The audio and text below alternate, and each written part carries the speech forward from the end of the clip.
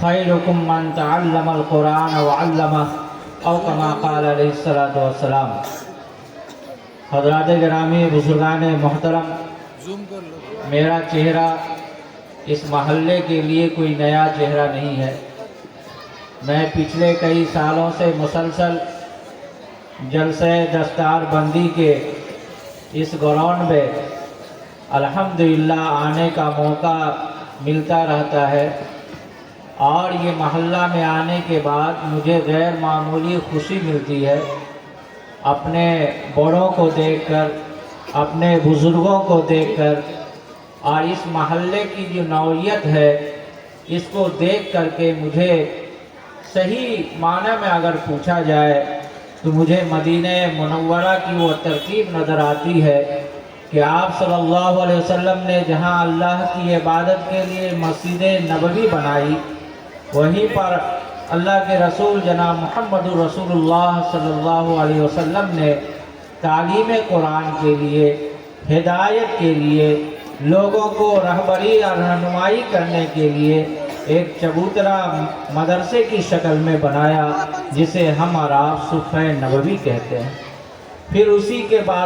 بازو میں جنت البقیع قبرستان ہے، جہاں ایمان والے تقریباً تاریخی روایت کے مطابق 10,000 صحابہ کرام اس قبرستان میں تقریباً مدفون ہے۔ آپ اس محلے کی نوعیت کو بھی دیکھیں اللہ کے فضل و کرم سے۔ یہ مسجد آمنہ، اس کے بازو میں مسجد فردوس جامع مسجد ہے، اس کے بازو میں یہ جامعہ فاروقیہ کام کر رہا ہے، اس سے آگے بڑھ جائیے تو اس شہر کا مشہور قبرستان بھی یہاں موجود ہے۔ یہ محلہ والوں کے لیے بڑی سعادت اور خوش نصیبی کی بات ہے کہ جہاں عبادت کی جگہ ہے وہاں پر تعلیم کی بھی جگہ آپ حضرات نے متعین کی ہے۔ یہ اللہ رب العزت کی بڑی توفیق ہے۔ ضرورت اس بات کی ہے کہ ہمیں اور آپ کو اس ضرورت کو اچھی طرح سمجھنا چاہیے۔ ابھی پروگرام کی ترتیب یہ تھی کہ ہم لوگوں کے محسن اور پورے اس ویسٹ بنگال اور مغربی بنگال کی ایمان والوں کی رہنمائی کرنے والی شخصیت ہے مولانا قاری صدیق اللہ صاحب چودھری دامت برکاتہ العالیہ کا بیان ہونا تھا۔ انشاءاللہ وہ چند منٹ میں تشریف لائیں گے، ان کے بیان سے ہم لوگ محظوظ ہوں گے۔ اس سے پہلے چند گزارشات مجھے کرنی ہے، وہ یہ ہے کہ قرآن کی نسبت سے یہ جلسہ منعقد کرایا گیا ہے۔ اس منعقد کرانے میں جہاں جامعہ فاروقیہ کے ذمہ داران بالخصوص حافظ جاوید اختر صاحب دامت برکاتہ العالیہ، ان کے تمام اساتذہ کرام اور طلبہ جس طرح شکریہ کے مستحق ہے، اسی طریقے سے اس بلو اسٹار کے ذمہ داران جناب بھائی جمن صاحب اور بھائی محمد عالم صاحب اور ان کی پوری ٹیم مکمل طور پر شکریہ کے وہ مستحق ہے کہ اللہ رب العزت نے ان کو بارہا اس طرح کی خدمت انجام دینے کا اللہ رب العزت نے موقع دیا ہے۔ اللہ تعالی مزید دینی خدمات کرنے اور اس میں بڑھ چڑھ کر کے حصہ لینے کی اللہ توفیق عطا فرمائے۔ ہم تمام علماء کرام کی طرف سے اور آپ تمام سامعین کی طرف سے دل کی گہرائی سے ان تمام حضرات کو مبارکباد پیش کرتے ہیں۔ حضرات گرامی، ہم اور آپ جانتے ہیں کہ قرآن کی نسبت سے یہ مجمع جمع ہوا ہے، اکٹھا ہوا ہے۔ اللہ کے فضل و کرم سے ہم تمام لوگوں کا ایمان اور عقیدہ ہے کہ قرآن سے جس کا جیسا تعلق رہے گا اللہ رب العزت اسے دنیا میں بھی نوازیں گے اور آخرت میں بھی نوازیں گے۔ ہمارے ایک بزرگ نے یہ فرمایا تھا کہ ایمان والے تو ایمان والے، جو اس کے اوپر ایمان نہیں لاتے ہیں اللہ تعالیٰ انہیں بھی نوازتے ہیں۔ انہوں نے ایک واقعہ سنایا تھا کہ جب کوئی پریس اپنے ایمان والوں کا اس ملک ہندوستان میں نہیں تھا تو اس زمانے میں لکھنؤ کے اندر ایک مطبع تھا کتابوں کے چھاپنے کا، مطبع نول کشور۔ یہ بہت مشہور پریس تھا جہاں قرآن کو بھی چھاپا جاتا تھا اور تمام دینی کتابوں کو بھی چھاپا جاتا تھا۔ لیکن اس نول کشور نے اپنے کارندوں کو اور اپنے کارکنوں کو یہ کہہ رکھا تھا کہ جب بھی قرآن کے چھپنے کا موقع ملے اور جب اس کو چھاپا کرو تو بغیر پاکی کے نہیں اسے چھوا کرو۔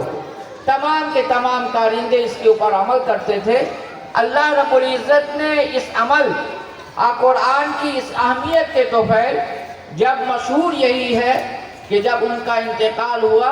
ان کے رشتہ داروں نے ان کے جلانے کی کوشش کی لیکن آگ نے انہیں قبول نہیں کیا، یہاں تک کہ اس قرآن کی اس نسبت کی وجہ سے انہیں دفنایا گیا، انہیں جلایا نہیں گیا۔ تو ایک ایسا انسان جو بظاہر اس کے اوپر ایمان نہیں لاتا تھا لیکن اس کی پاکی کا اتنا خیال کرتا تھا، اللہ رب العزت نے دنیا کے اندر اسے آگ کے عذاب سے بچا لیا۔ تو امید کی جا سکتی ہے کہ اللہ تعالیٰ آخرت میں بھی ان کے ساتھ اگر ان کے دل کے اندر کہیں بھی ایمان اگر ہوگا تو اللہ تعالیٰ ان کے ساتھ بہتری کا برتاؤ اللہ رب العزت فرمائیں گے۔ حضرات گرامی، جب ہمارا اور آپ کا تعلق قرآن کریم سے جتنا مضبوط ہوگا ہم دنیا اور آخرت میں اس سے زیادہ ہم اور آپ اچھی طرح سے کامیاب ہوں گے۔ ابھی آپ دیکھیں گے کہ 5 طلبہ عزیز کے سروں پر دستار فضیلت باندھی جائے گی۔ آپ اپنی آنکھوں کے سامنے اس حسین مناظر کو آپ دیکھیں گے اور اس حسین مناظر کو دیکھنے کے بعد ہم تمام لوگوں کو یہاں سے ایک عبرت ایک نصیحت لے کر کے جانا ہے کہ ہمیں اور آپ کو اپنے اولاد کے بارے میں کیا کرنا ہے۔ یاد رکھنا کہ یہ قرآن کریم صرف شعبان کے موقع پر قرآن خوانی کے لیے نہیں ہے، یہ قرآن کریم صرف رمضان میں پڑھانے والی کتاب نہیں ہے، یہ قرآن کریم صرف مردوں کی مغفرت کرانے کے لیے نہیں ہے، یہ قرآن کریم صرف دکان اور مکان کے افتتاح کے موقع پر پڑھنے اور پڑھانے والی کتاب نہیں ہے، بلکہ جس طرح سے یہ قرآن کریم مردوں کو فائدہ پہنچاتا ہے یہ قرآن کریم زندوں کو بھی فائدہ پہنچاتا ہے۔ ضرورت اس بات کی ہے کہ آج کی مجلس سے یہ تہیہ کر کے اٹھیں، یہ ارادہ کر کے اٹھیں کہ انشاءاللہ جس طرح سے روزانہ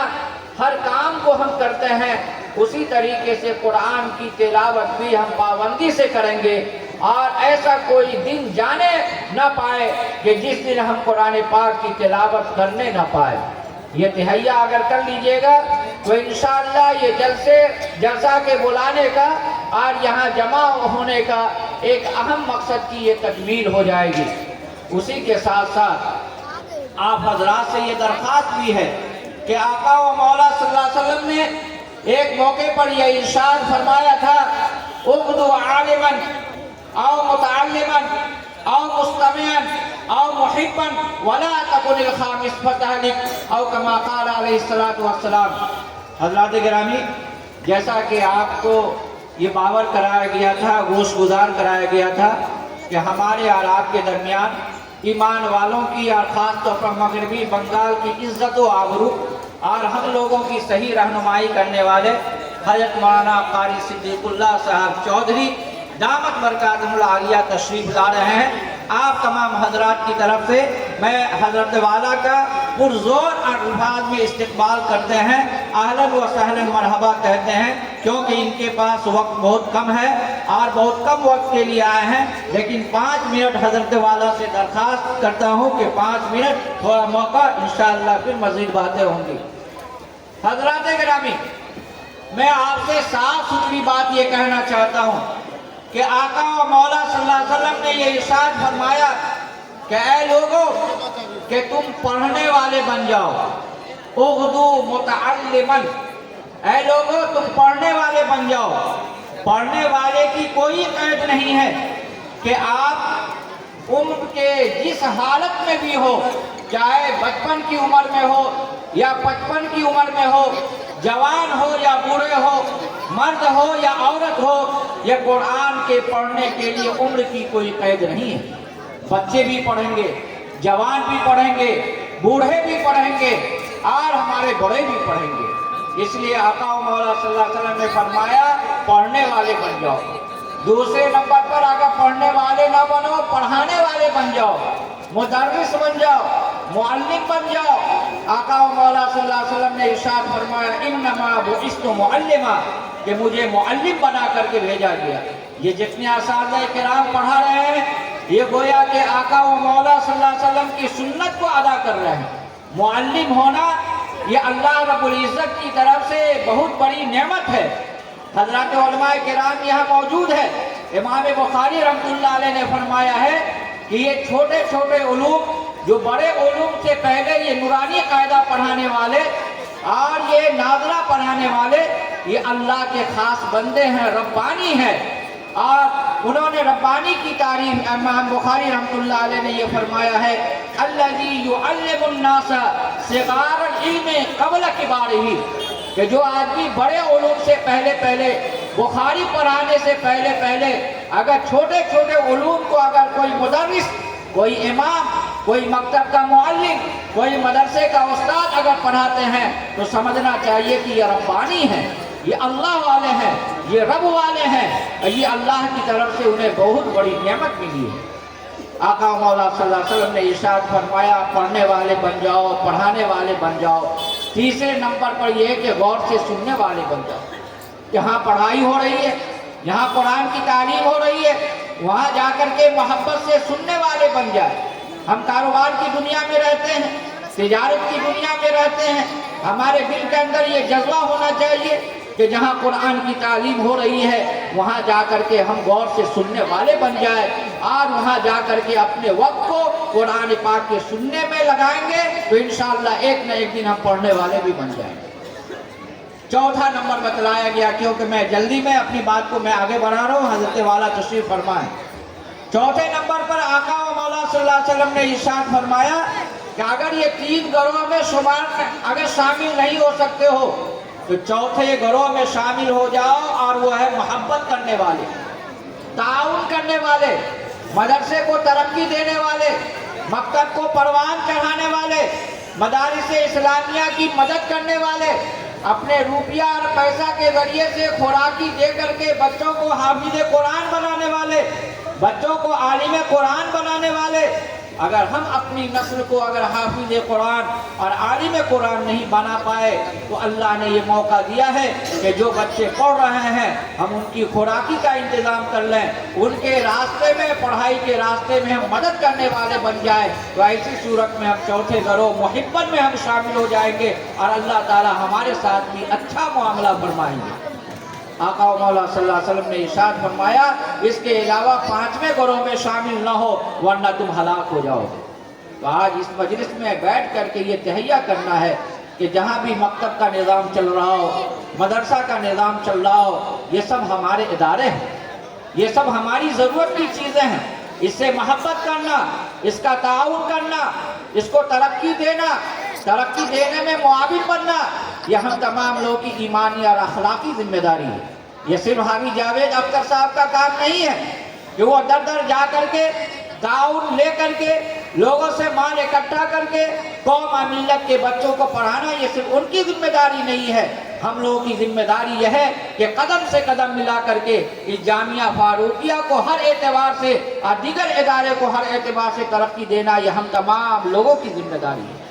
اس لیے ایمان والو دوسرا پیغام یہ لے کر کے جاؤ، یہ مکتب، یہ مدرسہ، یہ دینی درسگاہ ہیں، یہ دینی اسکول، کالج، یہ سب کو ترقی دینا ہے۔ سب مل جل کر کے تعلیم کے اس چراغ کو زیادہ سے زیادہ پروان چڑھانا ہے اور اس کو روشن ہوتے ہوئے دیکھنا ہے، تو انشاءاللہ ہماری بھی بھلائی ہوگی اور ہمارے آنے والی نسلوں کی بھی بھلائی ہوگی۔ پھر آخر میں اللہ کی حمد و ثنا کے بعد آپ تمام حضرات کا اور اس جلسہ کے پوری انتظامیہ کا دل کی گہرائی سے شکریہ بھی ادا کرتے ہیں اور مبارکباد بھی پیش کرتے ہیں کہ اللہ تعالیٰ اس جلسہ کو قبول و منظور فرمائے اور اس محلے کے لیے، اس علاقے کے لیے، پورے شہر کے لیے، بلکہ پورے ملک کے لیے، پوری دنیا کے لیے اللہ تعالیٰ اس جلسہ کو خیر کا ذریعہ بنائے۔ تمام علماء کرام کے آنے کو اللہ تبارک تعالیٰ ہم لوگوں کے لیے فعال نیک بنائے، آمین یا رب العالمین۔